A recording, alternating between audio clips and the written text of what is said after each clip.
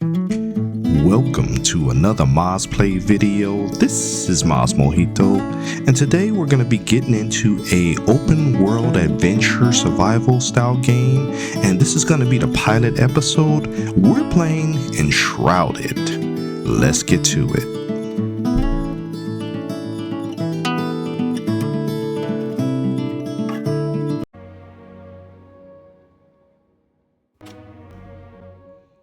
Alright guys, so we're jumping right in here at the character creator. So we're going to try to get something close to what I've used before. Now, full disclosure, I have played Enshrouded before as part of at least when their demo first came out. Really enjoyed it. It was a really fun game. And I'm looking forward to playing the full release version now. So I had a character generated, but I guess you can't reuse the characters from your demo. So I'm just gonna start off with trying to customize this character and get as close as what I had when I was playing in the demo days. So we'll go ahead and get started and let the story, the plot, be explained. Gift to the people of Embervale. The elixir. It was a cure, a blessing, a weapon. Once concealed by the ancients, its might had been set free. With it came power, mistrust, and a longing for more. Humanity dug the elixir wells, ripping apart the land and each other to quench their thirst. Elixir and blood, a drop for a drop. But from the depths of the wells, an unforeseen curse crept into Embervale. The Shroud, a ruinous fog which sought only to spread and devour. Facing their downfall, ancients and humans united to forge the Flameborn. Now, your time has come. Awake.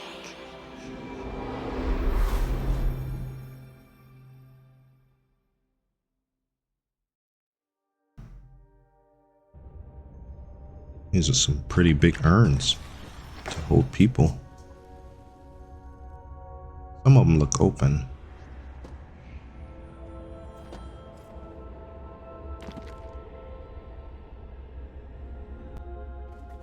All right, so we're awake and we're gonna go ahead and head out of here. There's really only one way to go.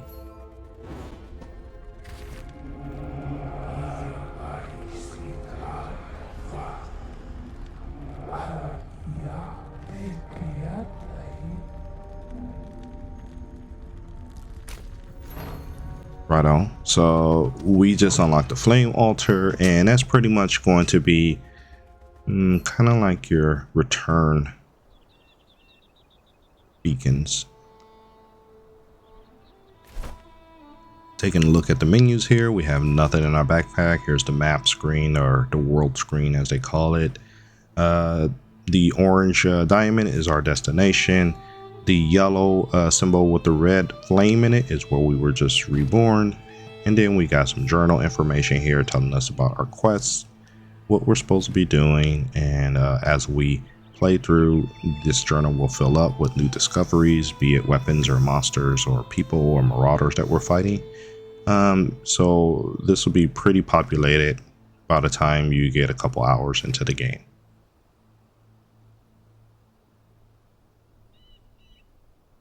All right, so our first mission is to go to that spot, our first objective, and claim it so that we can start building our very first base.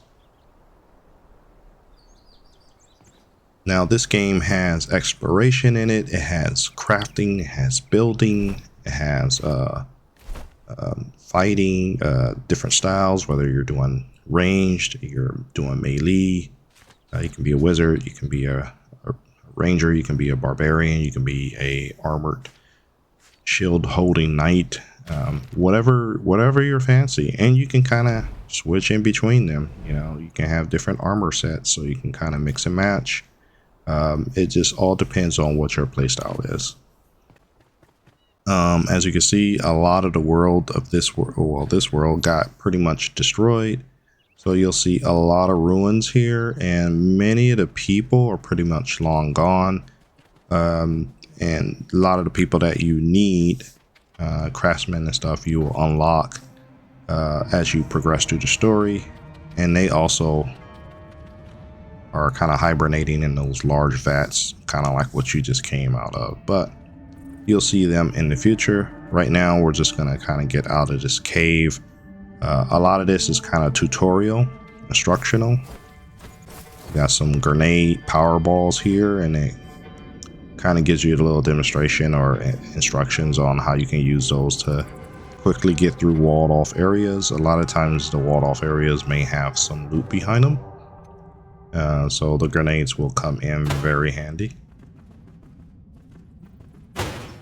And of course you can also just smash things if they're breakable. Otherwise you probably just want to chuck some grenades at them.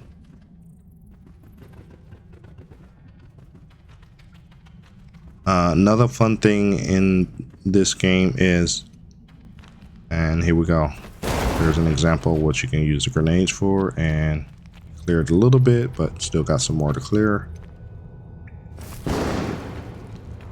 Here we go.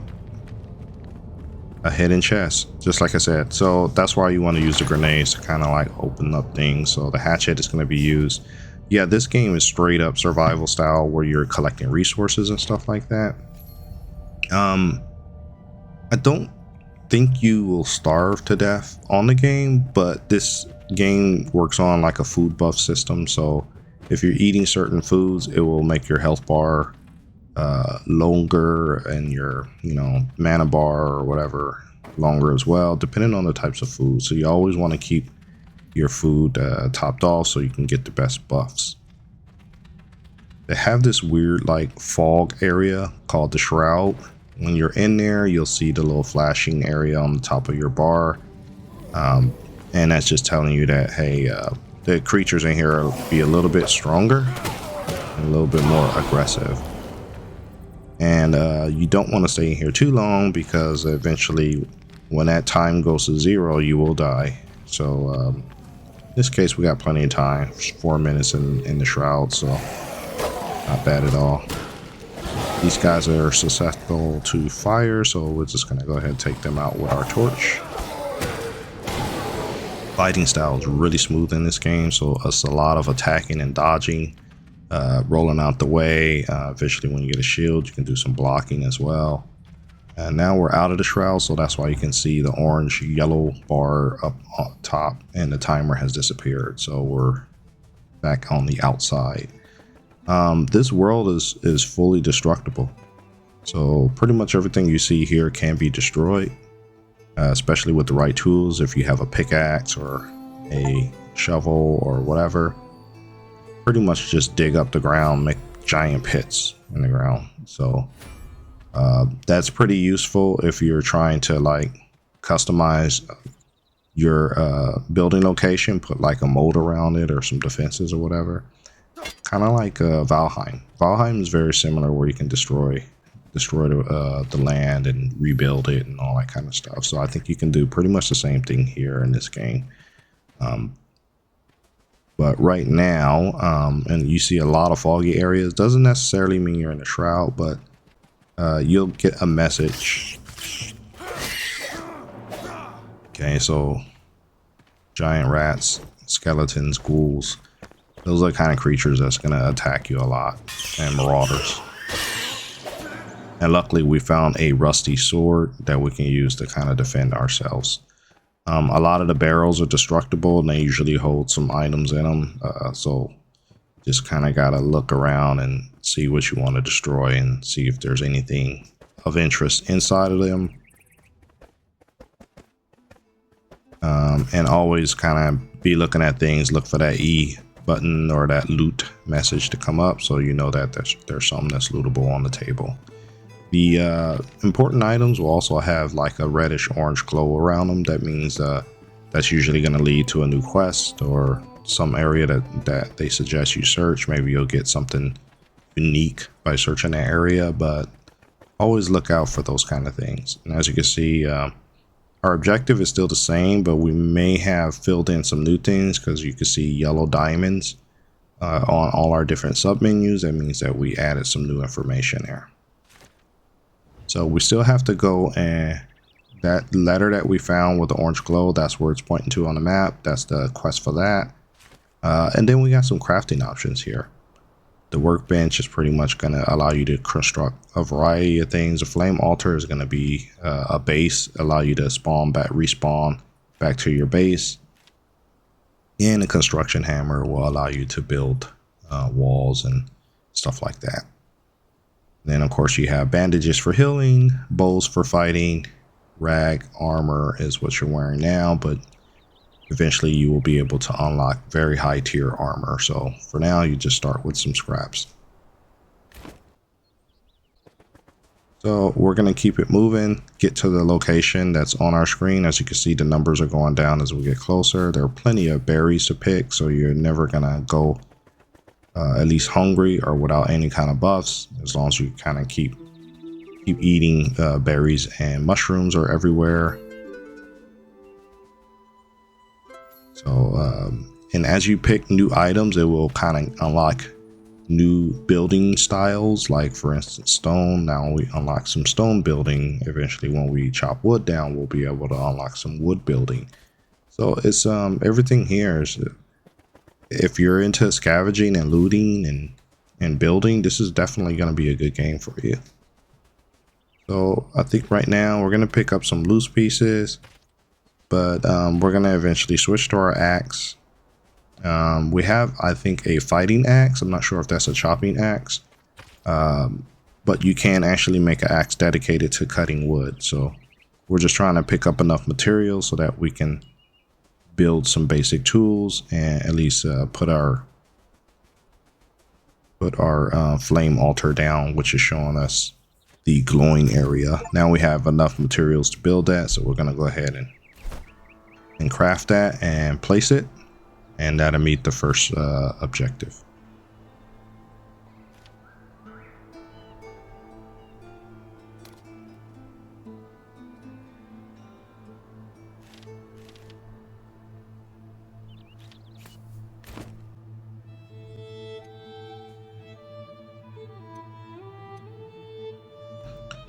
All right, we try to get this nice and centered. As you can see, there's a nice little ring around our flame altar. That's going to be pretty much our building boundary, but we can grow that ring over time and get it bigger and bigger and wider so we can build more stuff.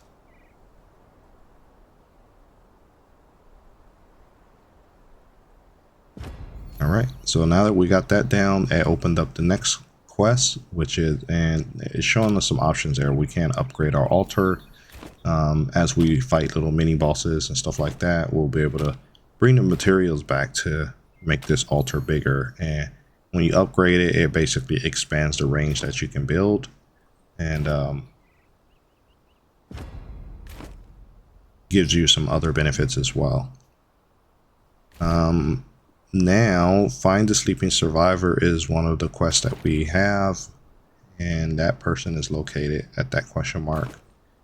That is basically going to be one of your, I think he's a blacksmith, and he will be able to unlock weapons and armors for you. Certain type of melee weapons. You will find other vendors that are dedicated to different type of fighting styles, whether it's a archer style, wizard style. You're going to find those different characters, NPCs throughout the world.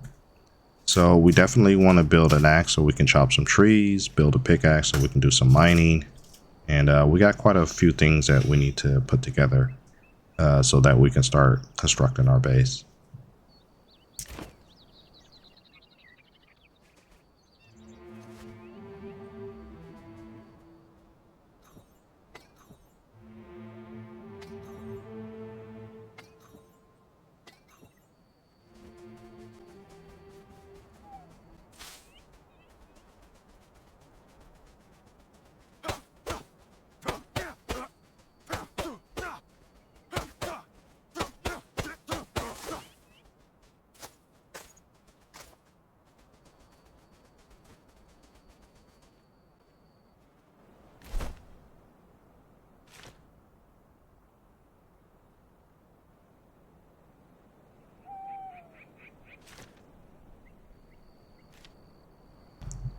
So we can't really use this hatchet for chopping trees because it's more of a one-handed melee weapon. So we have to make a axe tool so that we can start harvesting trees. Right, so we at least got a bow and 10 arrows to start off with. We have our building hammer. And so now we can actually do construction. And the construction menu is a little weird, but you'll get used to it. All the different shapes are down there, and you can kind of keep changing the different types of shapes that are available. You just have to find the shape that you're trying to use and select it and snap it down. Now, if it's red, that means that you have not crafted the block. And to craft a block for building, you have to build a workstation. So that's why some of these categories are red, because I actually have to make a bunch of building blocks so that I can make those different shapes using the different materials. But just showing you all the different options you have for customization for building.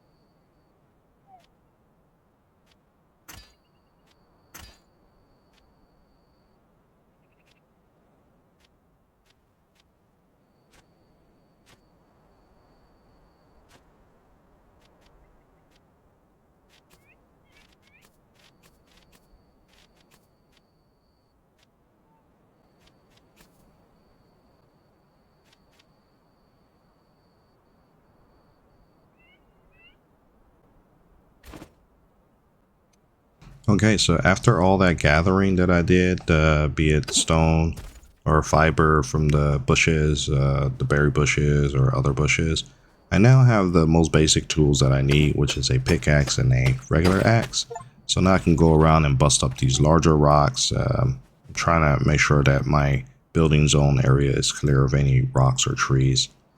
So that's kind of why I went around harvesting everything But now, as you can see, I can actually chop the trees a lot more efficiently, whereas when I was using my hatchet, it was only taking like 5 to 8 damage per swing, because that hatchet was really mainly for melee combat, not for chopping wood. But as you can see with the tree, it actually chops the trees down a lot faster. So now I can go around, I can harvest as much wood as I need, harvest as much stone as I need, and then come back and build a workbench. So I actually can start crafting some more higher tier tools and weapons. Now, the only thing you have to worry about is there are always going to be, especially at nighttime, there's going to be wandering monsters. Usually they come out the shroud, but especially at night, they are very aggressive. You also have to worry about wolves.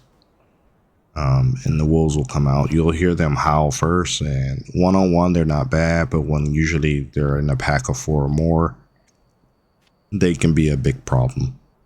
So you always want to keep your eye out, and I would always kind of say avoid them unless you're playing with someone or you're ready to take on so many wolves at one time. The shroud monsters won't really bother you unless you bother them or you get close enough to them. Here you also have kind of a skill tree. So as you unlock skills, you can go a certain path. You can kind of be a jack of all trades and just kind of balance out all your different skills. But I really like range, so I'm probably gonna go the path of the wizard or sword bearing magic user. But as you can see, there's quite a few different ways you can go with this: barbarian, warrior, battle mage, healer, wizard. Just depends on what you want. So I'm probably gonna go the battle mage path. Wizard is intriguing, but you become very soft and squishy, and unless you're going to be playing multiplayer and having different roles assigned, it might be a little bit challenging to stay alive. So most of my points are going to go in the area that are blue lettered on the skill tree.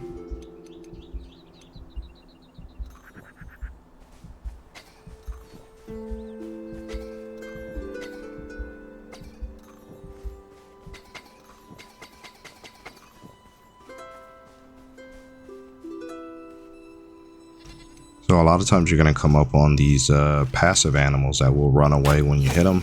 So unless you can take them out with 1 or 2 arrows, it's very difficult to take those guys out.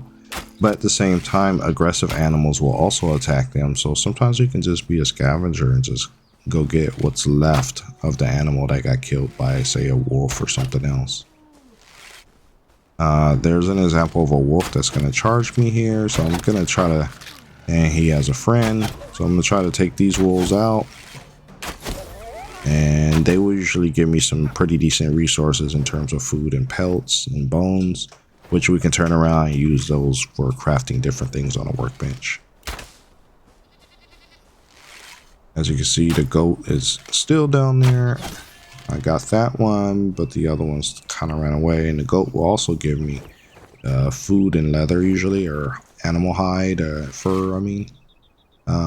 These arrows have a serious drop. So as you can see, when you're doing a bullseye on them, they actually have the rings that drop down lower and lower. So you kind of have to adjust for that drop, especially the farther away the animal is.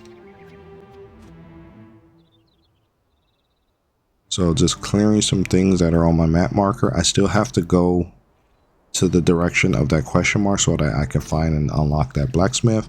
But right now, what I'm trying to do is like get some basic resources together so I can do a workbench and I can start at least building some kind of very basic base, maybe just like a tower, a multi-level tower or something like that.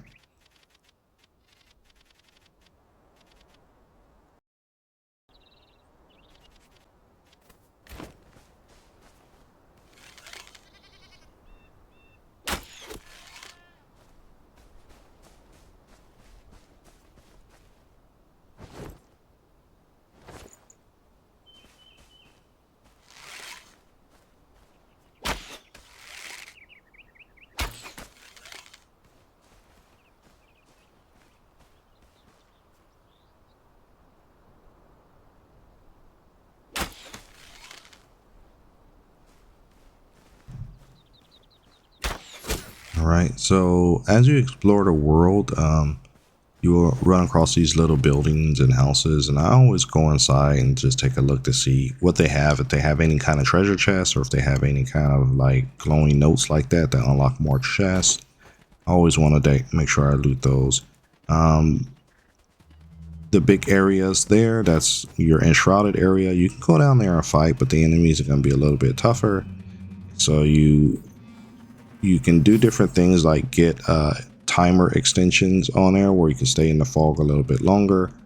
But you know, that's just all part, and that's why it's called Enshrouded, because that is like where the bad guys are. So right now we're going to go ahead and put a bookmark in the video. Really hope you're enjoying this game. This is a very fun game that I look forward to making a series for. So as usual, I'd like to thank you for taking the time to watch my videos. Please remember to leave a like, comment, and subscribe because it really helps out the channel. And we will see you in the next video.